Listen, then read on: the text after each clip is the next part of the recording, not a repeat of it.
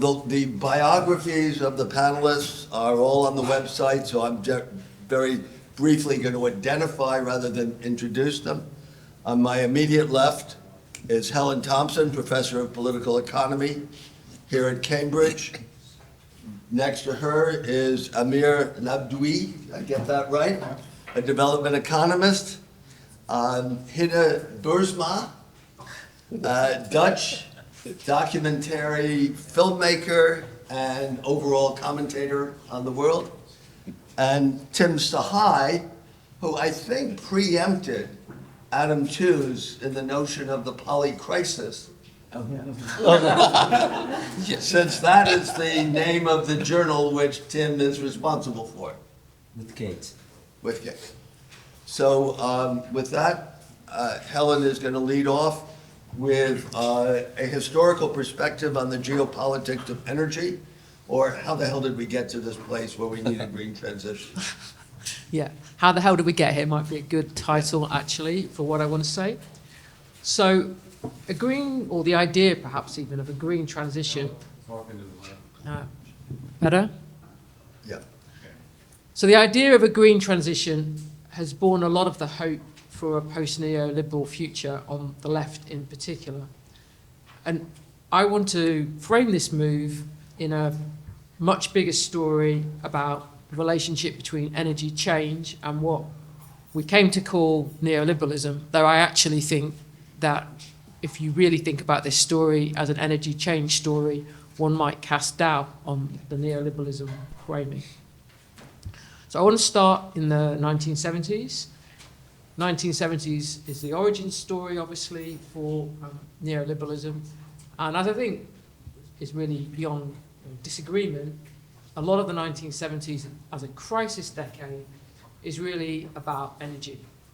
And I want to bring out a number of things that I think connect the energy crisis of the 70s with the shift to neoliberalism. And I want to do that by suggesting that the geopolitical changes that came about, in a way, brought neoliberalism as a response to that. So in that sense, there's a contrast, if you like, between looking at energy problems in a geopolitical sense and looking at energy problems in a neoliberal sense. Now, this is going to be quite schematic, and I'm going to leave quite a lot of things out because of time. But I think, for the purposes of what I want to say, there are three things that particularly are consequential about the energy changes and the geopolitics of them in the 70s. The first of them is that US domestic production peaks in 1970, that the United States is on a rapid trajectory thereafter to being the world's biggest oil importer, and that the end of dollar gold convertibility by Nixon in 1971, from which a lot else follows, cannot be understood independently of that. The second is that the imperial Middle East came to an end, and it came to an end in two different ways, both of which were consequential. The first of which is the withdrawal of Britain militarily from the Middle East, and that had been triggered by the events of 1967. And as a corollary of that, and I think these things are very much connected, the end of the dominance of the Seven Sisters oil companies, which were effectively imperial oil companies that depended in significant part on British presence in the Middle East to continue. And that the aftermath of the end of British presence and the Seven Sisters was energy nationalism and the control of the Middle Eastern states of their own energy, or oil at least, resources. Now, I think we can then see the American and the British response to these developments in terms of the relationship between states and markets, and the birth of what we came to call neoliberalism. The story in each case is different, but I think in each case is also consequential. So in the American case, that the initial response to what happened in terms of the structural change the United States faced was actually for the state to do much, much more, for the federal government to get involved in all kinds of micro aspects of the allocation of production of oil and the distribution of oil, to the micromanaging of which state was receiving how much oil for what purpose. the backlash against that, which began under the Carter administration and not the Reagan administration, came because the argument that was deployed was, look, this is causing a problem because in trying to stop prices from rising with all this federal apparatus that we've created, we are preventing the only solution which there is to this problem, which is to let oil prices rise, and allow us, therefore, to access and drill for more expensive oil, which meant offshore oil. So actually, the story of neoliberalism in this sense in the United States is like we need more markets, and we need a federal government to do much less to control energy so that prices can go higher, and once prices are higher, we can have new supply. And usefully, from the point of view of the Americans, that new supply was Alaska, North Sea, Mexico, not in the Middle East.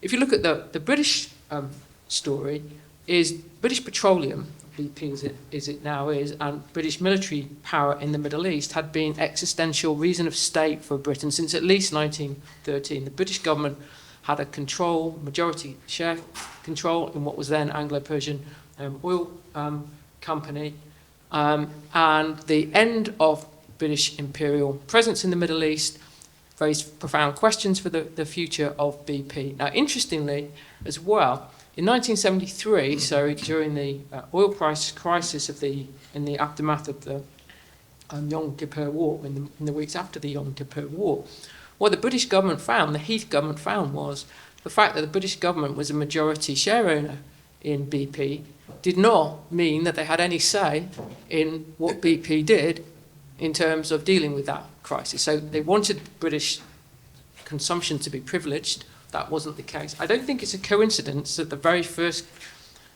state-owned company that the Margaret Thatcher's first government privatised was BP. Because the whole purpose of what it had been set up for had proved to be redundant. At the same time is that if you think about the bigger geopolitical response to these crises, perhaps one of the most important things that happened was another move that can be cast in terms of markets over states, which is in China. So the big hope, particularly in the United States, for offshore oil in the 1970s was actually China. There was lots of people who believed that China could be the new Persian Gulf. If you look at the first market-orientated reform, significant market-orientated reform that Deng does, is to allow American oil companies to invest in the Chinese offshore oil sector. So we've got a story here which is important, I think, for understanding like why is that the state starts to be less important and a less geopolitical approach, in some sense at least, is taken to energy. Now, I'm going to skip an awful lot now in between and move on to what might be called the crumbling of neoliberalism. Now, I think that actually the crash in the immediate years before the crash, and crucial to that story, but for the purposes of time, I'm just going to start in 2015, and I'm starting in 2015 because that is the year of Made in China 2025. So at this point, China is now the world's largest oil importer. So all that hope that China was actually going to be an exporter to the world is actually completely gone, and the opposite is the case. And China is also, as we know by 2015, the world's largest carbon emitter by some distance. It then announces this strategy, which has been extraordinarily successful, to make China the world's high-tech manufacturing superpower, and to make the energy transition central to that ambition. Now, AI is also, I'm going to leave largely AI out of this story, but you could make some of the same argument through AI. And in particular, electric vehicles and batteries are central to the ambitions of Made in China 2025. I think the only response that the Western states, meaning North American and Western European in particular, can make to this is the return of their state to compete in those areas where China is setting the new terms of industrial competition, and to accelerate the energy transition, because the fossil fuel energy economy is not sustainable in a world in which China is the kind of carbon consumer that it has become, and in which any number of other Asian countries have also radically increased their energy consumption. So the fossil fuel energy world that was there in the 70s, in which that crisis came into, was essentially one that was dominated by Western energy, hyper capita energy consumption. That world went.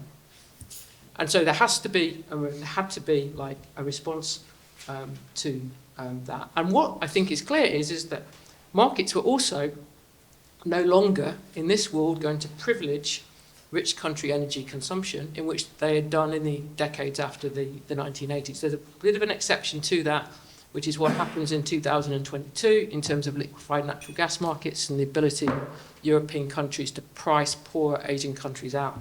But generally, the market-based approach is not going to privilege Western interests in the way which we previously done. The problem, though, with the return then of the state in the form that it took post-2015 for the United States in Europe is that it's nowhere near enough to deal with China's technological success. And that's true in relation to the energy transition. It's true actually in relation to AI. It's true actually in relation to space as well. But I'm going to concentrate on the energy transition. Simply, China is way ahead. And China is way ahead. Electric vehicles is the best example of this, where energy transition matters are concerned. And Chinese leadership has got a mindset about energy in general that is entirely lacking in the countries where the several generations of politicians have not seriously thought about energy questions because they think there's something that markets like take care of. China's engineering-focused leadership, we're never going to forget the fact that energy is a matter of physics as much as climate is a matter of physics. Indeed, I would argue it's more a matter of physics than climate. It's the actual laws of the universe that are playing out. They were never going to project ideas onto a green energy transition. And what I want to suggest is that China is the fundamental reason why the old order isn't coming back, and it can't come back. And that includes, I'm nearly finishing. I've got less than 2 minutes, I think. Good. And that includes, I think, the fact that any old-style conception of what industrial policy used to be and what the Western states used to do in regard to industrial policy can't come back. And again, I think electric vehicles are really indicative here. The Biden administration kind of bet that the US could compete in this area, including via tariffs, the 100% tariffs that we put on Chinese EV imports in 2024. But there is no EV strategy for any Western country without being in the Chinese market, because China does electric vehicles better than anyone else in the world, better than Tesla, better than that. They do it. Their cars are better, they're cheaper. And unless you're actually in that market, then you're not going to learn how to produce the best cars in the world. So there's a fundamental contradiction that ran through the Biden administration's approach in this respect. Now, you can then say that the Trump version, if you like, or the Trump administration version of Beyond Neoliberalism is radically different in that it actually wants to say that the Chinese-friendly parts of the energy transition go, and that the parts of the energy transition that don't go are the ones where the United States might have some chance of catching up, which is nuclear. And that is why in the last few weeks you can see, I think it might have even been last week, the executive orders that the Trump administration, the Trump signed, are heavily like interventionist where nuclear power is concerned. And it's clear that AI and the energy demands of AI are quite central to that. But I think that what we need to understand is that the world has like fundamentally changed, and that in this sense, if we think about it as a tension between like neoliberalism and, if you like, geopolitics, that neoliberalism was an attempt to substitute geopolitical and energy thinking. That's what drove it as an approach. Once the imperial way, and let's just for shorthand call it the imperial and American way of doing energy in the 20th century had reached a crisis. But beyond neoliberalism is going to have to go back to energy politics and energy geopolitics in a world in which China has changed everything beyond recognition. Thank you.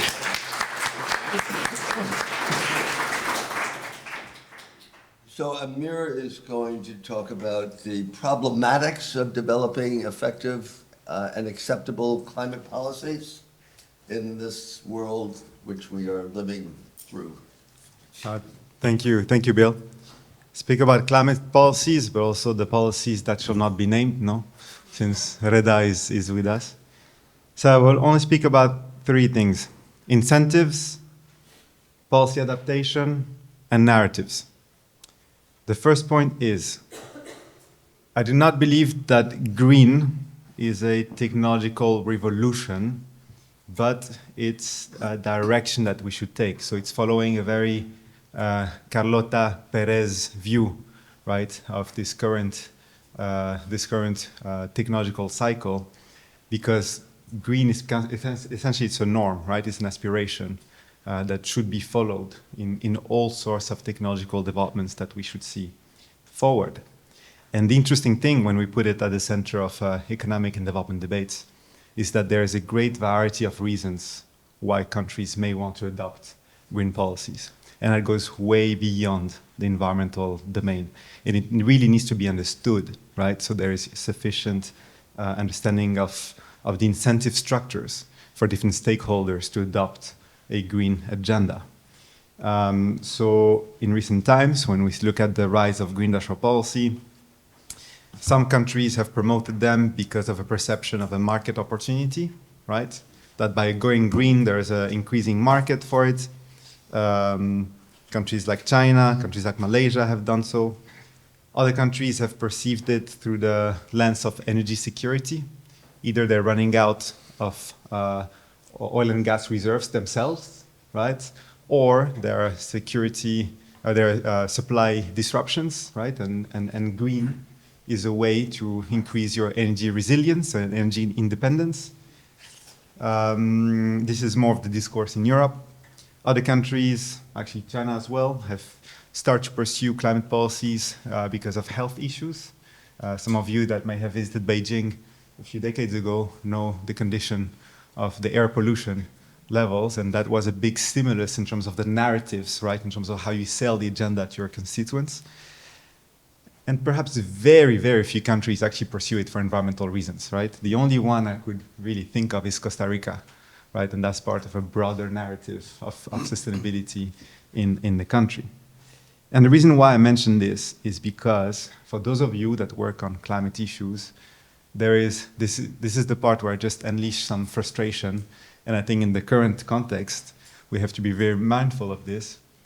We really need to go beyond the virtue signaling, right? That countries should adopt climate policies because it's really good, right? It's good for the world, and because you have commitments, and because we all decided at COP that, and therefore do it because it's in the incentive, right? It's a collective action problem.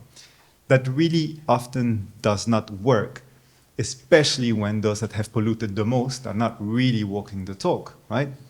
And the thing is, there are many other reasons to go green without having to invoke, right, climate commitments, right? It's not just green can also be very good policy. The same way that renewable energy deployment doesn't have to be framed only within the context of green, right? Sometimes it's actually very good technology to diversify your energy mix, right? Sorry? Yeah. So that's one thing. And the second part is the panel's called Green Transitions. We also need to unpack what the word green actually means. And in fact, it can mean a variety of things. Another frustration is now the work and narratives around green industrial policy have been almost exclusively focused on emissions, right? This is only one of the many types of ecological challenges that we face. And as things stand, the way that the world is trying to reduce its emissions very often comes at the expense of other environmental goals, right? Like biodiversity protection, like material footprint, right? Material pollution, plastic pollutions in oceans, which affects fishes, marine species, and human health as an indirect consequence. Overuse of renewable resources like water, land, right? So we really need to be mindful of this carbon blindness. And this is also a very political aspect, right? Because emissions reflect the responsibilities of a few nations. Many other countries, the biggest ecological challenge they face might be water scarcity, right? Like in Namibia, right? Or protection of their biodiversity. So then thinking about development, this is where green policies, and especially green industrial policies, have to be adapted, right? And that leads to the second point, which is, it is in the incentive of developing countries to re-own what green industrial policy means in their context, not least because, to echo the words of a very wise man who wrote a book, Kicking Away the Ladder, rich countries are kicking away the green ladder these days, right? You see it in many fronts. If you look at low-carbon technology products, extremely concentrated. 3 countries, China, US, Germany, account for half of global low-carbon technology products worldwide. In terms of patents, same story. In terms of jobs creations in renewables, it's concentrated in, again, 3-4 countries, right? In terms of financing for renewables, we know that there's about 600 million people in sub-Saharan Africa that lack access to electricity, right? That's the majority of people that lack access to electricity in the world are in sub-Saharan Africa. This is where we know from all these fancy reports that there's a great potential for geothermal, solar, wind, and so on. Now, and I think an American general, Rumford, said, "Don't tell me what your priorities are, show me your budget, and I will tell you what your priorities are." So if you look at the financing landscape for renewables, which again, year on year, it's reaching record numbers. But if you break it down by region and in per capita terms, for the US and Canada, it's about $180 of renewable energy investment per year, 120 for Japan, 140 for the EU. Guess what is the figure for sub-Saharan Africa? Venture a guess. 10? Okay, 10 here, 5, who says better? The answer is around 50p, right? 50 cents. That tells you everything you need to know about the fact that the green economy, globally as it stands, will increase disparities within nations and amongst nations, and will not fulfill the central promise of the UN Sustainable Development Goals of leaving no one behind. It will push them even further behind, right? Because they're also not being able to capture those green windows of opportunities, right? Where you can attract investments because you have a clean matrix. And that is extremely worrisome, but it also links to policy adaptation. Because those countries, to, how to say, jump back on the ladder, it's very difficult for them to pursue the same types of green industrial policies are currently pursued, that were pursued by the Biden administration or in China or in other places. Because those policies, first of all, rely on a huge internal domestic market size, right? A lot of them were demand-side policies. Frankly, those countries are also making it very hard for others to come and use the same type of policies, right? I mean, they're not just waiting there for you to steal their market shares. Speaking of which, can you raise your hand if you think that a bicycle is an environmentally friendly product? Do you think it's an environmentally friendly product? I'm Dutch. Okay, can you raise your hand if you don't think it's an environmentally friendly product? Cool. I'll tell you. Well, the EU disagrees with the idea that bikes are an environmental good, right? Because if they had labeled it as an environmental good, bicycles would have had to be included in the environmental goods agreement of the WTO, which the main point of it was to make the products that can help us fight climate change cheaper to trade, right? So let's kind of race on green industrialization, but not at the expense of making those goods accessible. But the thing is, the EU has huge tariffs on Chinese bicycles. It's not just, it didn't start with Trump, right, this tariff war. The Europeans have been doing this for a long time, right? Even with Malaysia in the 70s, whenever they tried to get their market shares. And essentially, it would have wiped out the entire Italian bicycle industry. So for the Chinese, it was a key point of tension, because the whole point of the agreement was to exactly make those goods cheaper. And this is why, to this day, we still do not have an environmental goods agreement, right? I'm just saying this as one example. If we had a lot more time, we'd go through all of them. But the point is, developing countries need to go beyond this isomorphic mimicry, right? Where you kind of just imitate the same policies that work somewhere else. For example, local content requirement for solar and cells. From a capacity point of view, institutional capacity, the reason why many countries depend on them, even though they rarely work, right? The evidence shows that it really only worked in China, nowhere else. This is very easy to implement, right? You don't need huge state capacity, you don't need a lot of financing. This is just like a law that you can pass and you have those local content requirements. But it comes at a huge cost. And the point that I want to really end with is the idea of policy adjustments. When you design a green industrial policy, there is an expectation that the policy is a great piece of document or legislation and it will stand the test of time. But that's impossible, right? Because especially on the green tech side, there are technological disruptions, there are regulatory changes, there are market changes. And so that's why I like to say that we need a curling approach to industrial policy rather than bowling. It's a very unpopular sport, so I don't expect you to get the reference. But the idea is with bowling, you throw the ball and you hope down the line that it will reach the target. With curling, you don't leave it to chance, as maybe none of you have ever watched a curling game, but there are sweepers on the side, right, that adjust the trajectory of the disc.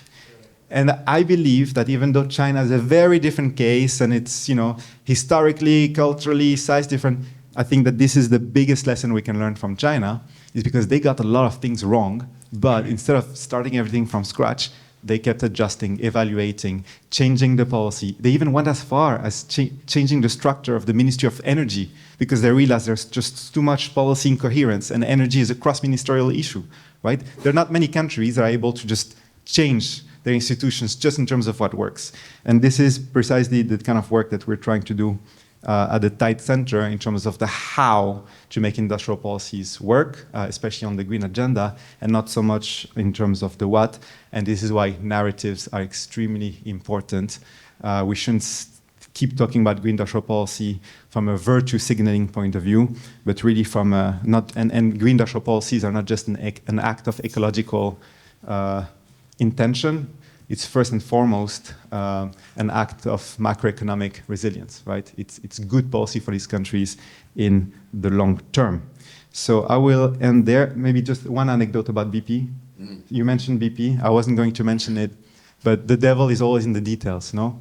And now we all talk about air travel, the impact on emissions, about carbon footprint, right, where we measure it at the individual level. The company that funded the campaigns, first of all, the work to develop the methodology for carbon footprint was BP. And the first environmental campaign about air travel was also BP, no? Because that was a way to shift attention away from what companies and firms and the energy sector had to individuals, right? So the details and the narratives matter a lot, and this is where progressive movement lost. Thank you.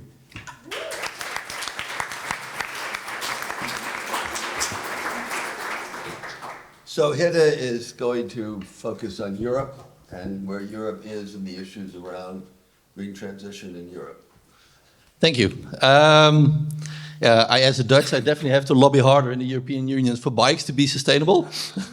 And I will also talk a little bit more about narratives. I feel a little bit of an outsider here. I'm a soil microbiologist, and I work a lot in food and agriculture. But I do work a lot with young people, with Gen Zs. And it's always fascinating for them, like at least in the Netherlands, they don't know any better than that we have a right-wing government. It's either right-wing or it's far-right as we have now. And for me, like I'm from the 80s, so I still remember that we had kind of a progressive government in the 90s. But to me, and especially also for them, it's baffling that despite a financial crisis and despite rising inequality and climate breakdown, we still, as progressive, we can't win election. And for them, it's really weird, and it's also a little bit, uninspiring. And of course, we already talked about it. There are many reasons why we somehow can't seem to get the right narratives. And we talked a lot about this the last 2 days. But I want to talk about one particular narrative, and that's a narrative around sustainability. Because I have the feeling that one reason progressive can't or won't win election is that we still embrace the narrative of scarcity when it comes to sustainability. So it's a story of less. We, as progressive, I remember, like, we used to be the party of increased mobility. We had a prime minister called Den Uyl, means the owl. Already in the 70s, he promised and also delivered everybody like a car for everybody. We also delivered on electricity for all. It used to be like electricity for all used to be our slogan. And now we fight for less energy and we fight for less flying. And this feels off for me. We also used to be the party that ensured people a better life, and now we advocate for less growth, sometimes even degrowth. So we actually tell people to live a life of less comfort. And now let's be honest, for like a people in Mansfield or Corby, I find the talk of Sahay really interesting yesterday. For a working class family struggling with rising bills, for a single mom coming off a night shift, or for small business owners barely keeping afloat, this story has little to offer. The sustainable future sounds like a place of higher costs, fewer options, and constant guilt. And for me, this is not a story that wins elections. So if we want to build political power, if we want to win elections again, if we want to reach a majority, we have to have a new green story. I think we have to embrace a new sustainable story of abundance, progress, and human ingenuity. If I look back at the heydays of social democracy, like Le Trente Glorieuses, 1950 to 70, this was the progressive story. It was a story of abundance, it was a story of progress, it was a story of us being able to build things. And for us to embrace this story, we need a redefinition of what sustainability entails. So I'm standing here on the shoulders of Hannah Ritchie of Our World on Data. Sustainability often in the Western mind is only about climate and biodiversity, only about the planet. But I have the feeling that if we want to gain votes, sustainability also has to be about the plea of humanity. And this means that we have to understand that we've never been sustainable. Also not before the Industrial Revolution. Yes, back in the 17th and 18th century and even before, we did have little impact on the planet, but human life was brutal, short, and fragile. Around 1900, still 4 out of every 10 children died before the age of 5. Hunger was a daily threat, and life meant hard physical labor with little reward. So in the 20th century, we broke that cycle. Life expectancy soared, wealth grew, and education expanded. And we made enormous progress for people. But the planet suffered.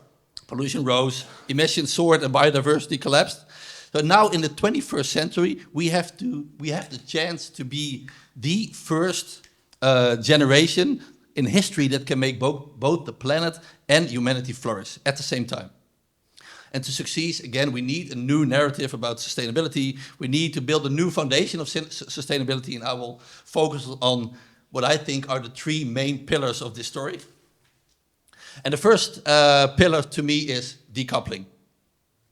Because when I was young, I learned also at school that prosperity always comes at the cost of nature. So that wealth and environmental harm go hand in hand, always. They are linearly correlated. But this is not necessarily true. In the Netherlands and also in many other OECD countries, we already started to decouple economic growth from environmental damage. Our economy produces more while using fewer resources on less land with cleaner air and falling emissions. And my favorite, in the times when everybody is talking about overconsumption, the per capita use of resources in the Netherlands actually decreased by 20% since 2000. So we use less resources while also growing economically. So for all the economists in the room, the environmental Kuznets curve, it's real. And why is this? Because when people become prosperous, when the economy is growing, people gain not only the financial means, but also the headspace to accept environmental regulations. So I have the feeling that our empathy for other and also like for other species, for biodiversity, is a proxy of our prosperity. So if we focus on smart policy, bold innovation, and relentless optimism, we can create a world that is richer and cleaner at the same time. And a little sidestep, for me, economic growth, I also like advocate for economic growth because it also forms the basis of the for the expanding circle of empathy, Peter Singer's famous book. So rights for women and rights for minority are a proxy of growth, as prosperity gives headspace for empathy. Secondly, land sparing. We need to do more on little land. The more we do on little land, the more space there is for nature. So we need to concentrate all human activities on as little land as possible. So energy, I'm very much a fan of nuclear energy because it's the most energy dense form. So you need the least land and the least resources to put out the most energy. Also for living, we need to concentrate our activities.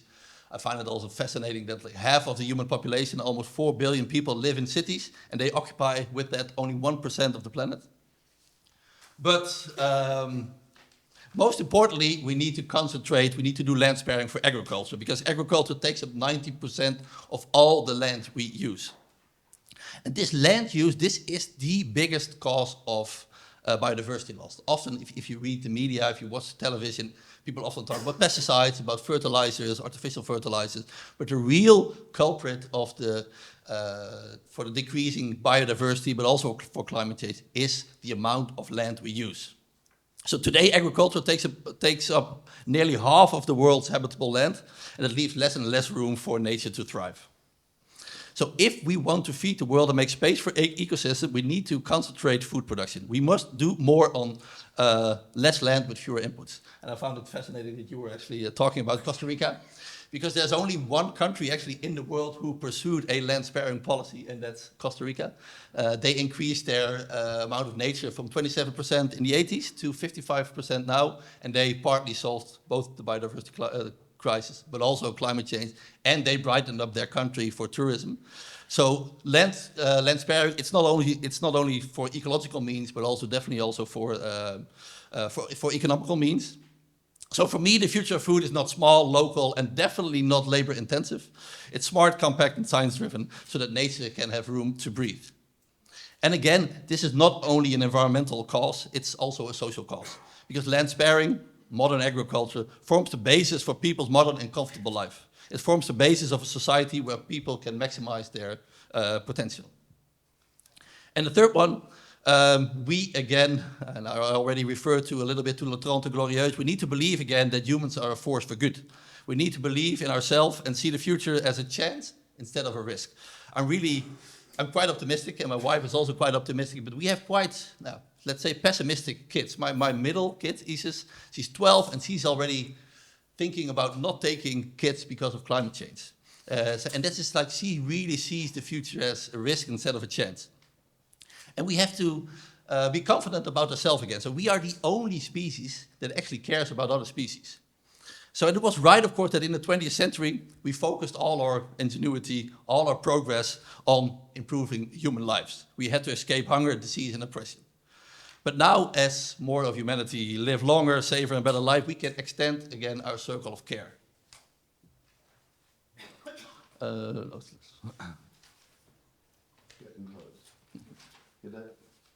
minutes left. Yeah, I'm almost finished. So we now can use our creativity, our empathy, our power toward protecting all life. So we're not just destroyers. We are builders, creators, and caretakers. We need to get our guts back. I still find it baffling that in the Netherlands, in 1973, we actually built 169,000 houses in a year, and last year we barely touched 50,000. So in the end, for the Netherlands, like in the previous country, we raised the whole province from the sea, we built our famous waterworks, and somehow we lost that confidence. So we really must move beyond the politics of restriction. We must tell a story where people understand that their lives and the lives of their children actually will improve, materially and morally. So let the 21st century be the century in which both people and the earth will flourish. Let us be the first sustainable generation. Thank you.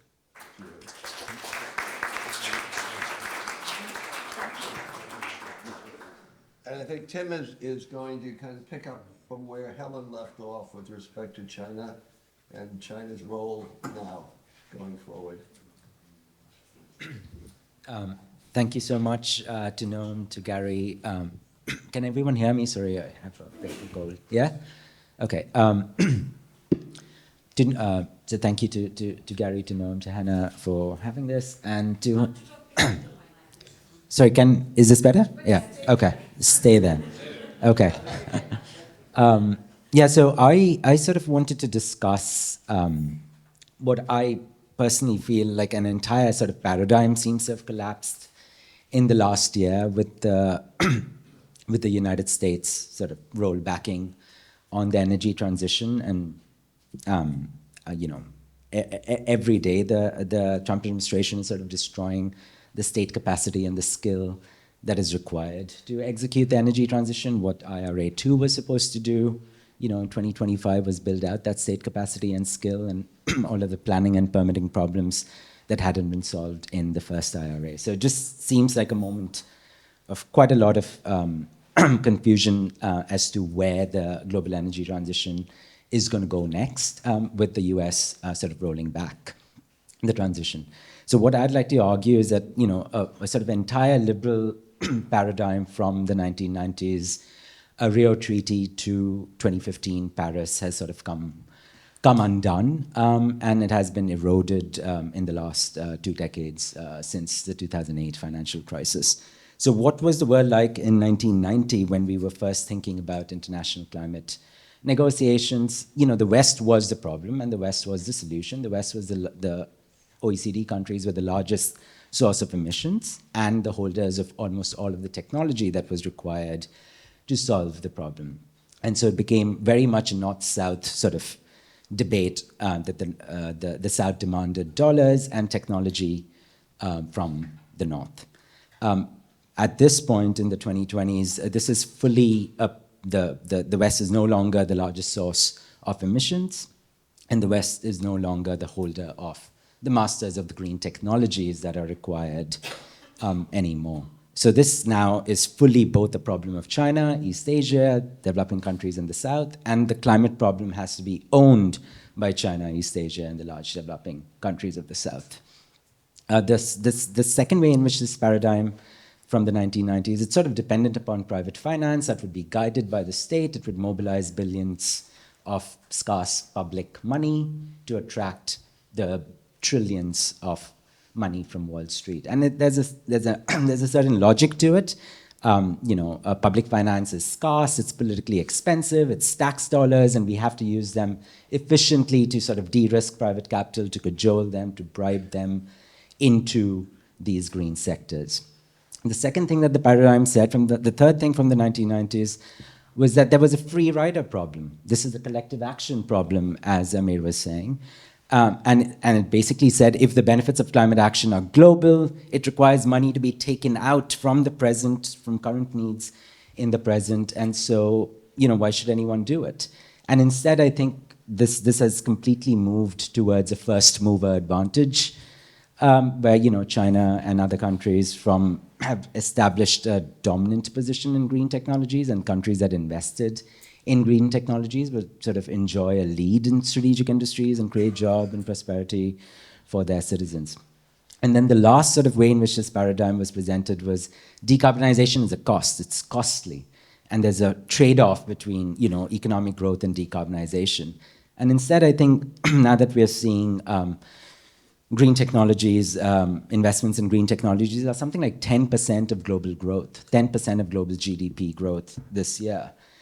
According to the IEA. So decarbonization is basically being experienced as an economic boom in new technological systems and new types of jobs that are coming out.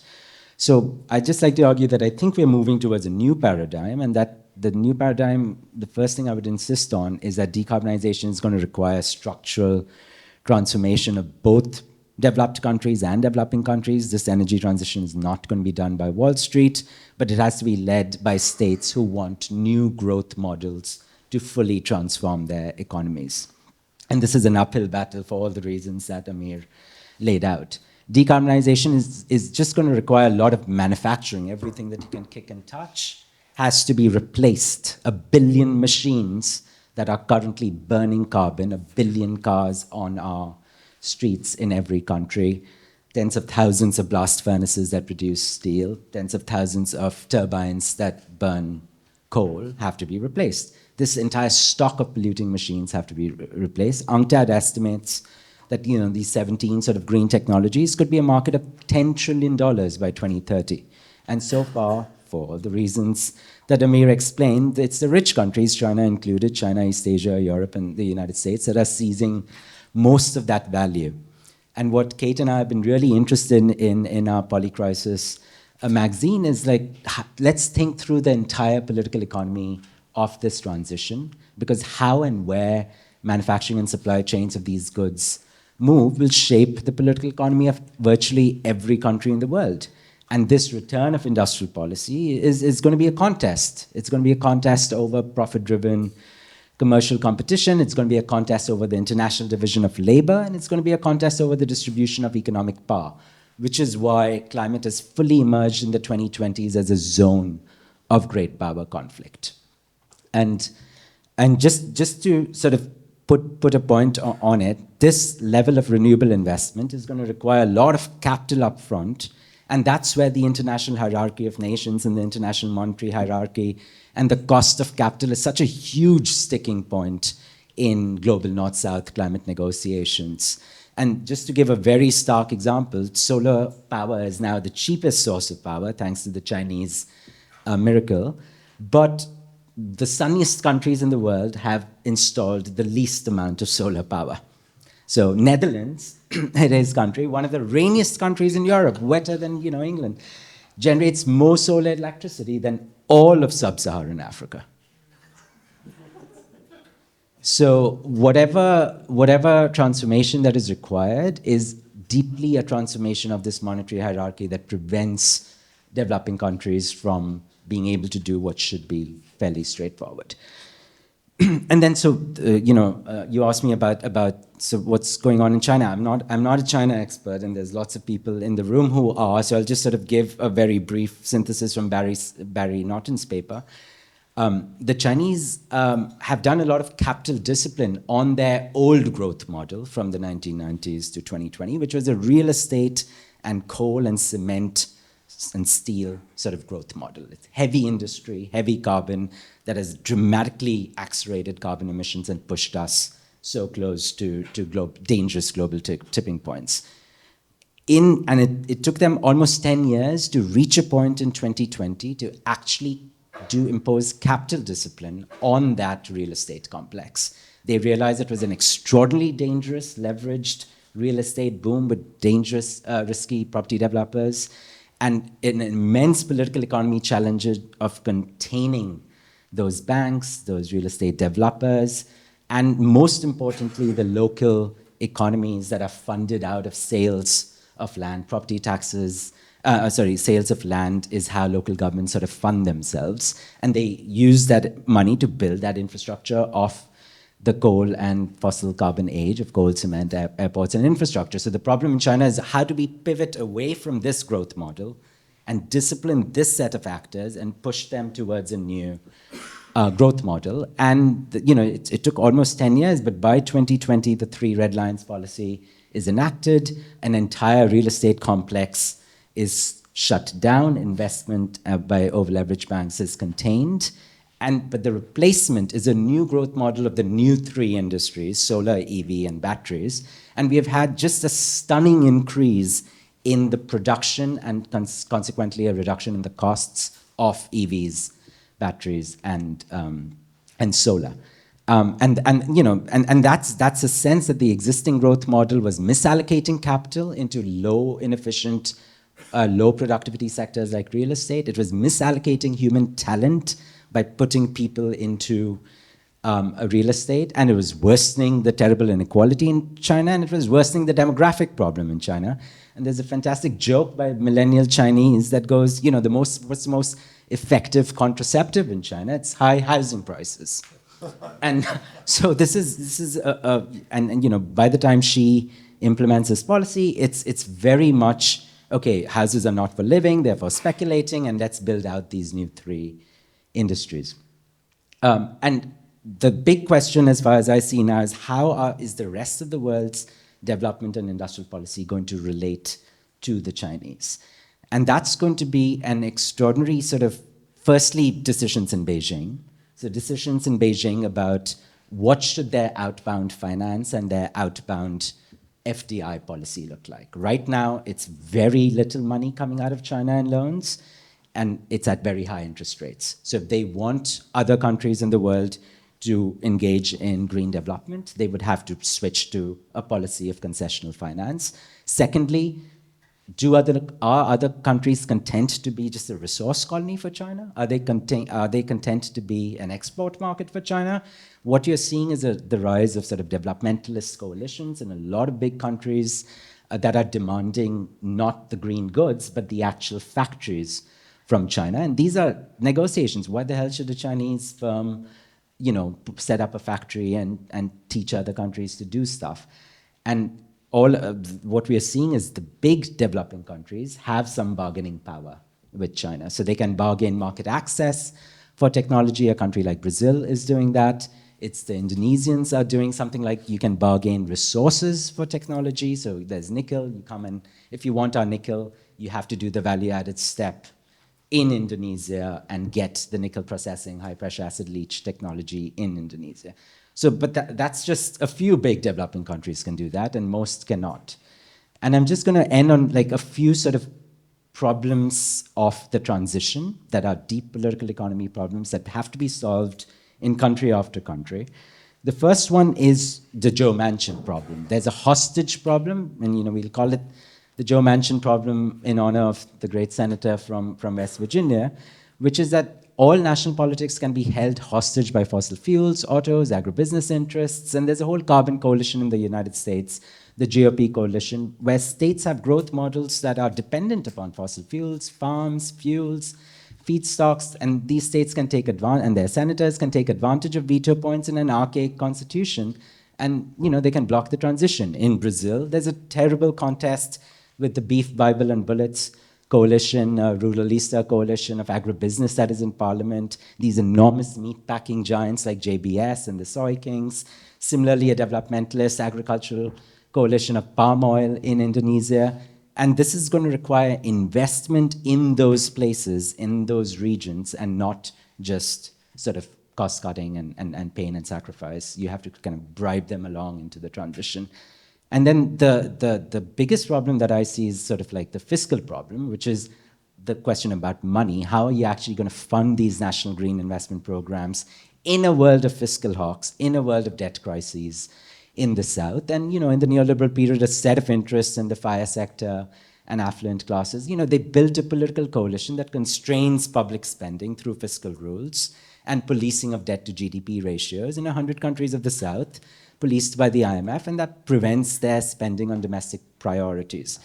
And the fiscal problem requires a new set of actors, a new set of coalitions that can break free of this sort of debt to GDP constraints and sort of fiscal rules constraints. Thankfully, we are seeing that happen in Europe this year.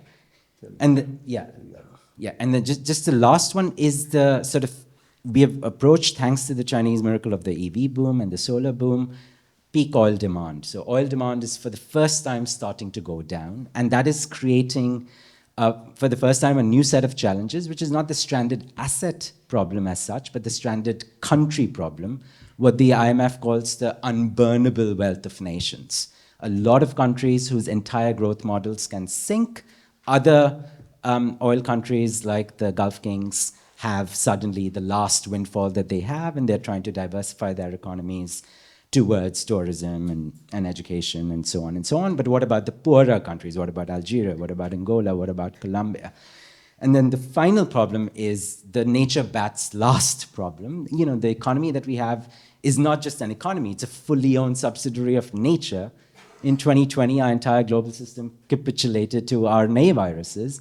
We live in a world ruled by microbes and glaciers and floods and fires, and we've built a civilization that is extremely fragile.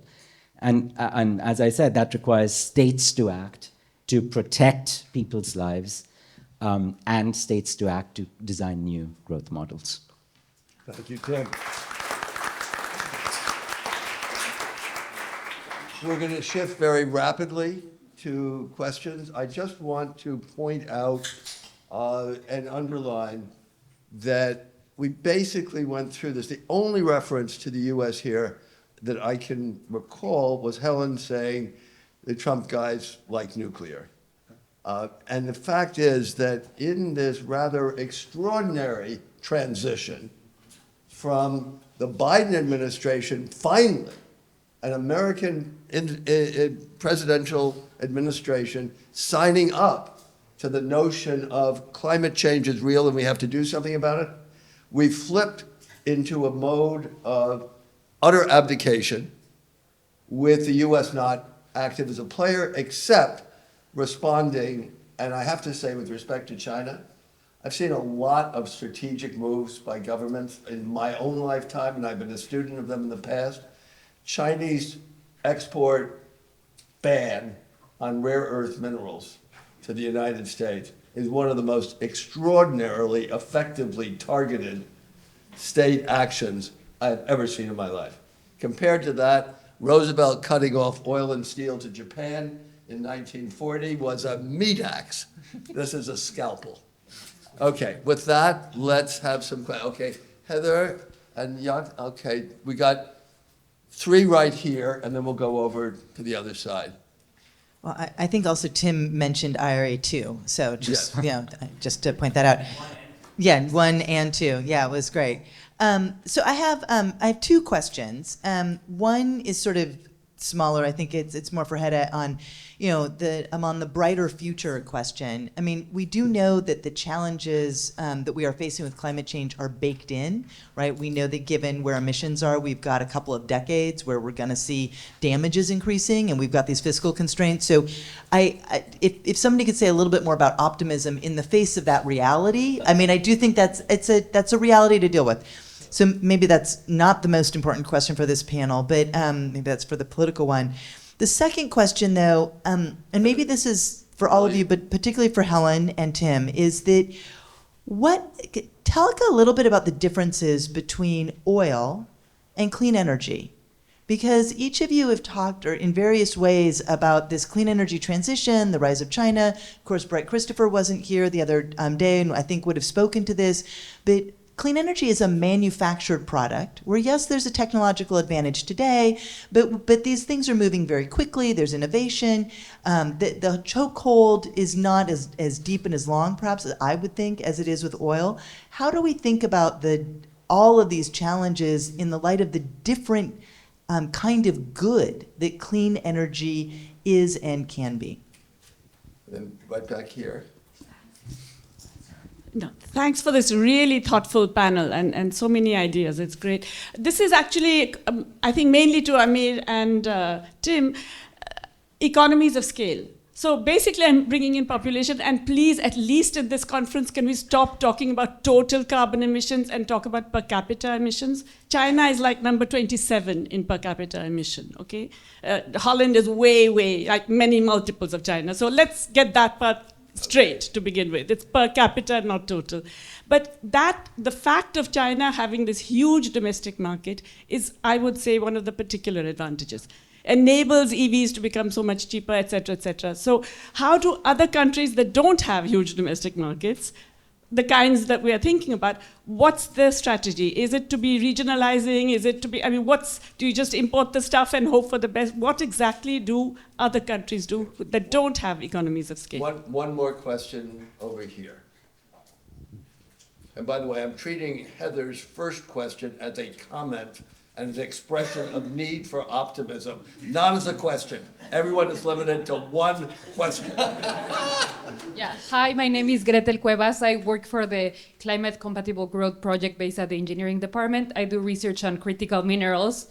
And yeah, I've been going to many mineral-rich countries, working with the communities. And there's a lot of optimism among international organizations and in academia that this is the new opportunity for countries with mineral-rich countries. But is it really? Because from my experience, I don't see it. So what's your perspective on this? Thank you. Okay. Helen, do you want to start? Because we're talking about oil here and... versus clean, and how to think about it as a material. Yeah, I don't think that they are. Oh, sorry, I don't think that they are the same. I think that oil is much more difficult. I think that oil, like, fundamentally shaped the geopolitics of the 20th century, including its catastrophes. I don't think that resource metal competition or mineral competition is going to do that in the same way, because it isn't an energy source. I think that the transit questions are a bit less difficult. But what I would say, and I think this is what makes the world dangerous in the geopolitical sense, is that we are still going to be using a lot of hydrocarbons for decades to come. So what is going to happen is that the geopolitics that were generated by hydrocarbons is going to coexist with the less difficult but still difficult geopolitics that is generated by the minerals required for the energy transition. And there are parts of the world, I'd say particularly the Arctic, where those two things come together with some danger, I would suggest. Amir, do you want to pick whichever of, or all of the questions you want to respond to? First on... Mike. Thanks. On economies of scale, very important. And actually, at Tide, we have a 2-year program that obviously being published in a couple of weeks on the multilateral coordination of green industrial policy. The idea being for most countries in the world, there's a glass ceiling in terms of the ambitions you can have, and all the assets on the supply side are spread across neighbors, on the demand side too. And what was really interesting is we looked at different experiences historically, and there are many different types of institutional models, from the supranational model, which rarely works, the EU style, from the multilateral model, like the ASEAN Coordinating Council, which has been very effective. It also comes from a deep understanding that on their own, they can't really make it. So there's a long-standing history of ASEAN countries coming together and pulling resources together, including for R&D, and the minilateral, which is just a few governments coming together. And that's key for making green industrial policy accessible for most countries in the world, right? Where you won't really be able to do it at the national level. Critical minerals, very, very good question. And everybody's going crazy about critical minerals, but no one questions the criticality part, which criticality is very time and space bound, right? Critical for whom, right? And what's critical today might not be critical tomorrow because of technological disruptions. Lithium, you need it for batteries today. You might not need it in batteries if solid-state batteries take up. And very importantly, many developing countries, or there's a discourse that this is the entry door in the green economies through the natural resources. But if you look at the empirical evidence, the few developing countries that have really managed to develop strong green industrial capabilities have nothing to do with their natural resources, but have to do with their pre-existing productive capabilities. So Mexico with EVs, Brazil with wind turbines, pre-existing aerospace engineering capabilities. Malaysia, they're second largest producer of solar cells, but it's thanks to their pre-existing electronic sector because the technology is very similar. And very, very quickly by the US, China. I don't know how many of you will share this opinion, but I mean, the Biden administration has managed to do a lot, especially in breaking some of the taboo around the use of industrial policy. But I feel that maybe we're giving them a bit too many credits in terms of bringing about the demise of neoliberalism. And in some ways, the IRA can be interpreted as a kind of desperate response to China's rise, right? So actually, it's the kind of Chinese model that is really bringing the emergence of a different way of state-led intervention. And that says a lot. And in terms of Bidenomics, the link with the global green economy is perhaps the blind spot. Actually, I've been inclined to say that the most strategic appropriation of American intellectual property that the Chinese have successfully completed was the development model, the innovation model that was founded in World War II and reached its peak in the run-up to the 1980s across all the digital technologies with state-private partnership, mediated through the universities, now under assault. But so here. Yeah, can I shortly reply to the optimism question?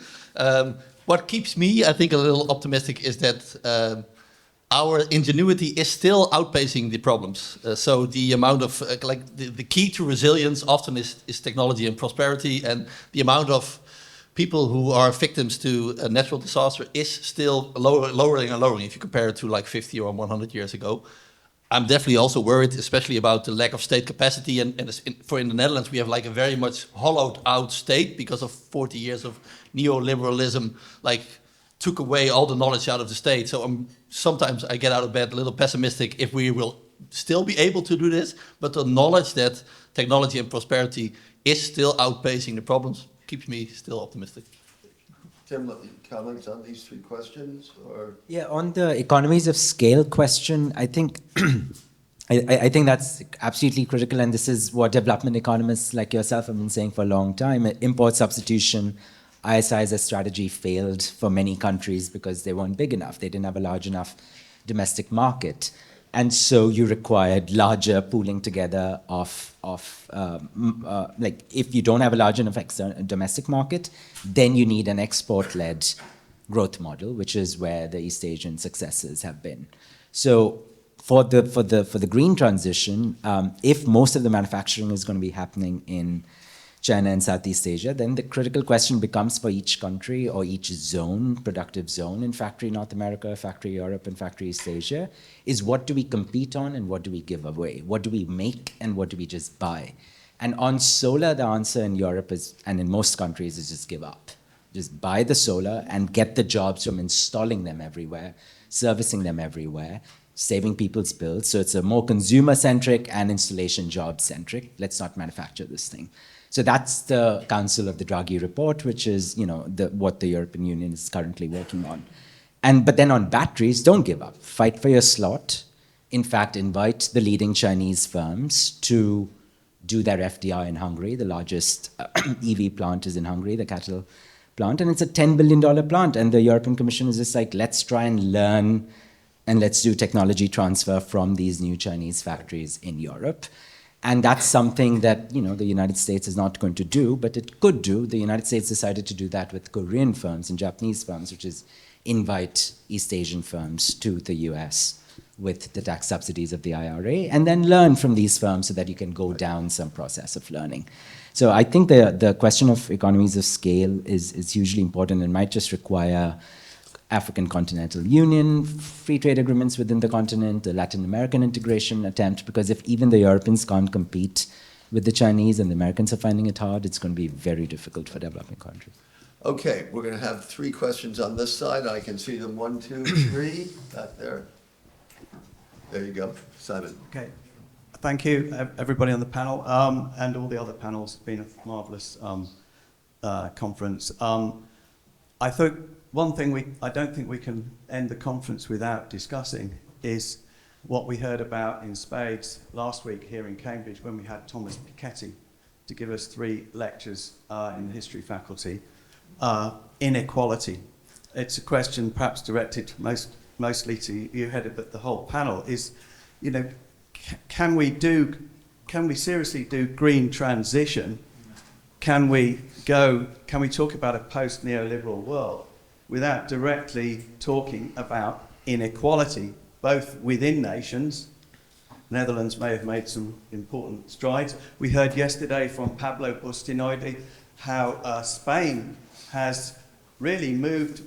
A lot of what I was hearing from him is what Piketty is writing about in his books, is what they're actually doing as policy. And some people think, oh, you can't do this, the neoliberal financial sort of block is too strong. Well, it seems to be in Spain, in one country, it's happening.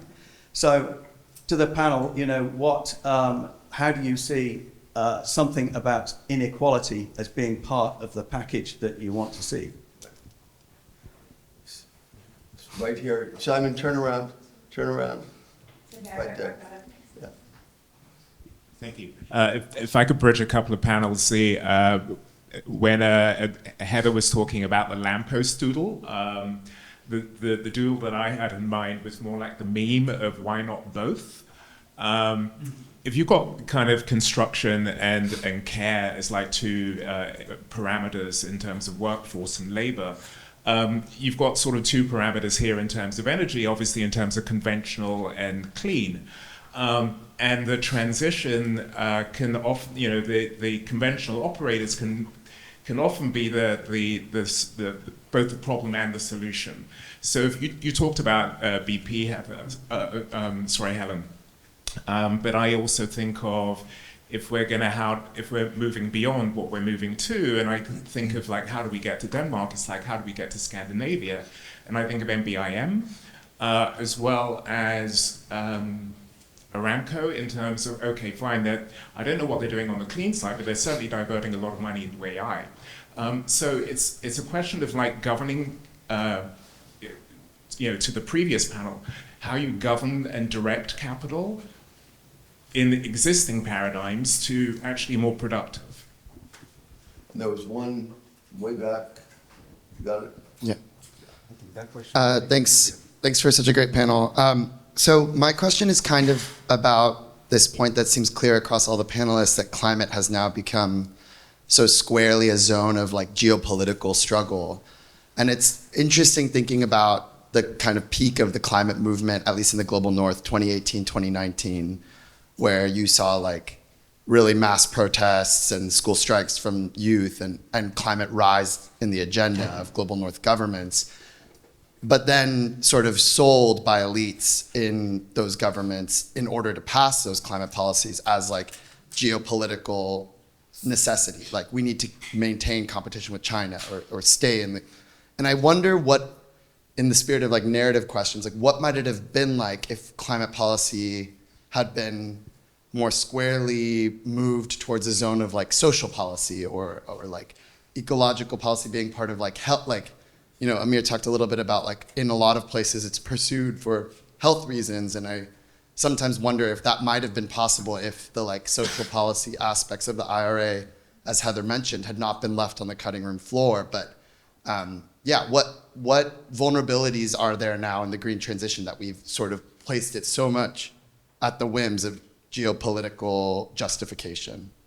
So I'm going to use a panel chair prerogative briefly, just to recall that there have been relatively few, in Mariana Mazzucato's terms, missions that have legitimized direct state allocation of capital. And overwhelmingly, historically, they've been national security. In the US, famously, President Nixon co-opted the language of war, declared war on cancer. That became the vehicle for increasing the NIH by a factor of 10.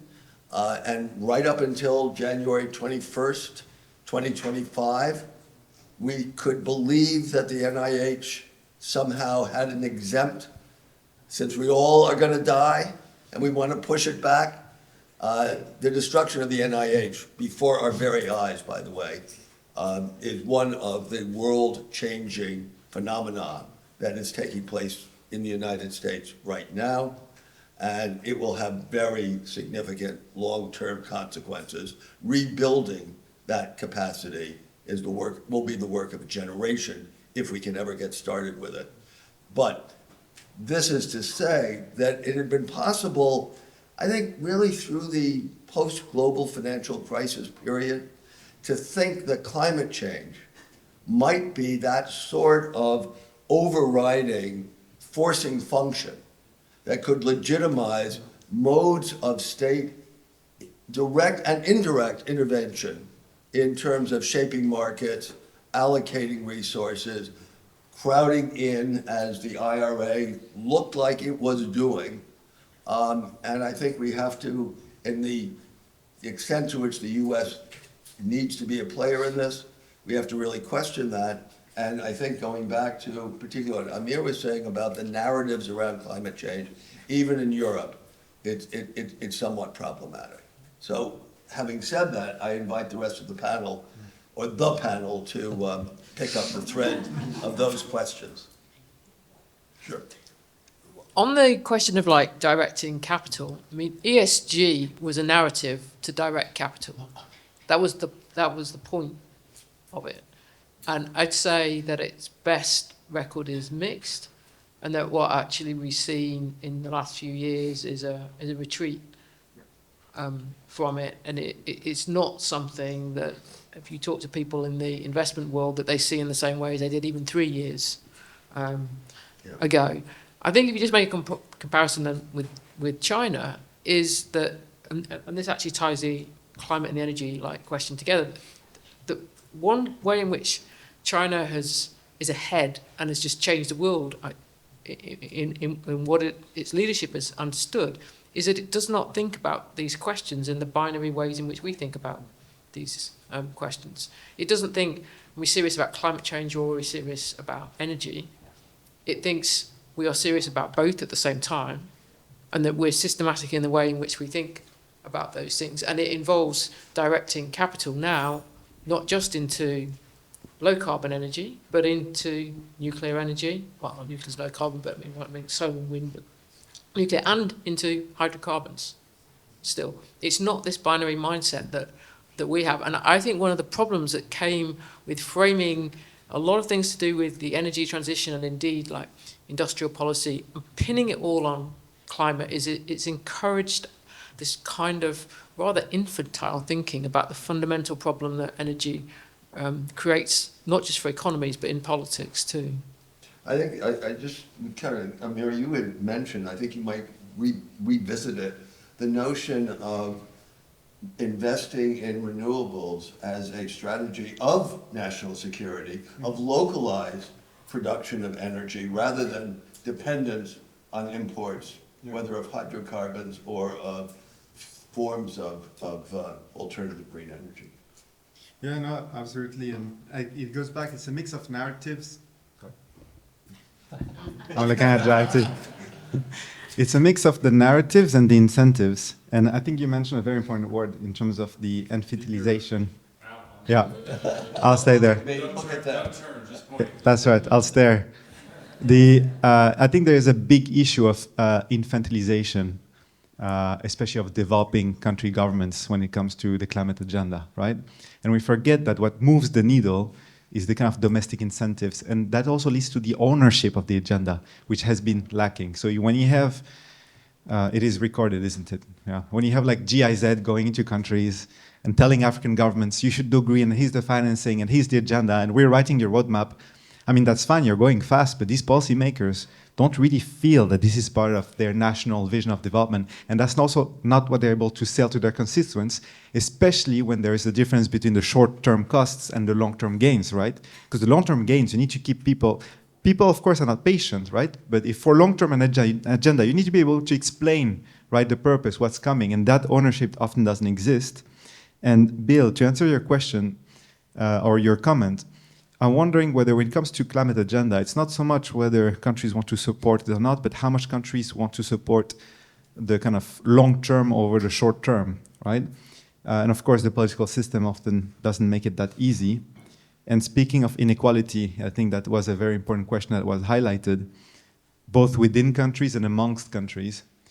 To be very, how to say, direct, inequality, the growing inequalities in the green agenda between countries is a great source of concern, and doesn't, if you're pragmatic about going green, should really make it much easier for developing countries, right, to acquire green productive capabilities. Because the cost of capital, right, for renewable energy projects is just exorbitantly higher in developing countries. If you look at the growth, even if you just care about emissions, right, and that's just the truth is the growth, the relative growth in emissions over the next 50 years will come from countries like Nigeria, Bangladesh, India. And the whole point is, if you care, and these countries are not necessarily responsible for climate change, so if you care about emissions, make it easier for them to go green, right? And at the moment, there's just so much hurdles to be able to go in green, and that's why it's important for it to be a national agenda. We didn't speak about the US much, but then we can bring it back into the Q&A. Of course, the Biden administration recognized, climate issues, but still, at the international level, they continued not to pay their fair share of the kind of Copenhagen promise, right? Of their share of the $100 billion of financing for climate resilience for the world's poorest countries, right? That's a big issue, right? And if you don't do this, there's a ceiling of what you can do at the national level, it leads to that collective action problem. Invasive species, I just disagree with you, Hidde. You said that humans are the species that cares for other species. Sometimes we behave like an invasive species too. And at the Tide Center in Oxford, we have a program on biomimicry. So I'll end with an example from ants. You know, if you look at videos of ants when they move their colony from one point to the other, they are very well organized, very structured, right? Ants are collectively very smart. Each ant has its role. But they follow blindly, right? And when they move, they're by row, each row follows the row in front of them. But sometimes when they turn, the front row sees the last row, and instinctively they follow it, and they go in circles. And that leads to huge circles of death, because they just go in circles until complete exhaustion. So when it comes to ideas, maybe this is where neoliberalism took us, following until death. So we need a different direction. Let us not be ants. Yeah, let me first react to the invasive species. You're absolutely right. I have the feeling that we are able to care for other species, but we don't take the responsibility yet. And I really love the quote of Stuart Brand, who said we are the gods of this planet. We better be good at it. And so we have to take this responsibility to do better than we do now. About the inequality question, it's a good question. For me, it starts, of course, with it seems that we are longing for a social democratic policy again, with a big state and a state that cares, maybe even a little bit paternalistic. And for me, this starts with economic growth, of course, because again, you have the headspace to care for others, to be able to share, but it's only a start. And for me, this is where I get a little bit pessimistic, because I work a lot in rural areas, and there's a real disenfranchisement with the government, with media, with politics. So people don't accept high inheritance tax or other social democratic policy, and this is really problematic. People really feel that there's a small clique who has access to the media, who has access to politics, and they really don't feel represented, even to a level that I a couple of weeks ago, I spoke to quite some people who didn't get their COVID vaccination because they are so distrustful of the government. And for me, so we need to build state power in a world where people really mistrust the government. And for me, this is really the problem. And also about the inequality, yes, I think the Dutch are doing quite okay, but still, again, there's a big rise of inequality coming, because I'm, of course, I have quite a good career. My parents have a house. I will inherit that house. My parents-in-law, they have a house. So we will inherit the house of, I think, together $1.5 million. And we didn't do anything for that. And only the people who have good careers already, I will get it when I probably will become 60, almost with retiring. So there is a whole new level of inequality coming up. So the people who are really needed, they don't have parents with houses.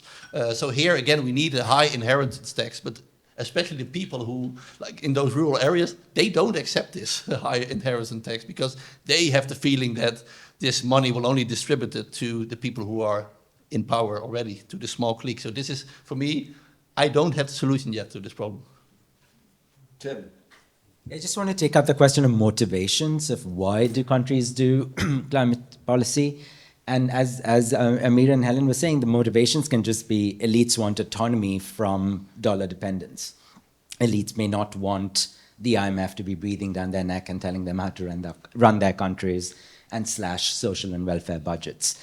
So is there something in the EVs and the batteries and the solar hockey sticks of hope as they become cheaper and cheaper? They can be imported by the 100 developing countries in the world that are under massive dollar discipline, and they break free of the need to pay dollars every month to import expensive oil and gas. So I'm really getting interested in what are the motivations, and maybe we might just actually have this dramatic increase in installations of both solar and EVs for reasons that are nothing to do with climate, but everything to do with autonomy and policy space.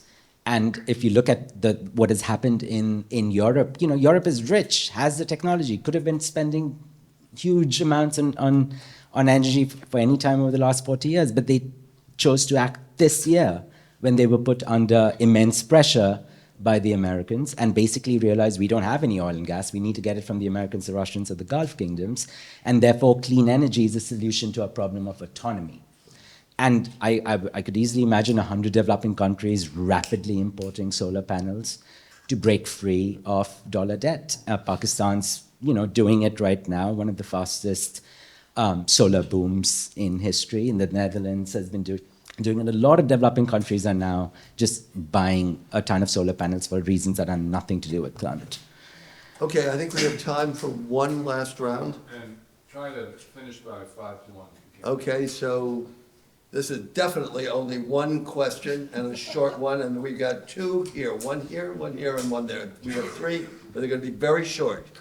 Yeah, my question was, how do you respond to the fact that every country is going to want its own data centers and cloud servers in a world of fragmented trust on the AI side? So it'd be a huge increase in Okay, that's one question. It was very concise, a model for us all. Hello, I'll keep it quick. I'm quite interested in the electric vehicle. I found often the green transition is framed within this electric vehicle, but it doesn't seem enough to me. So I'm kind of wondering what you think about the green energy transition, reproducing neoliberal ways of living. Yeah. Okay, well, green transition, reintroduce neoliberalism, and then the last one is way back, standing by the door.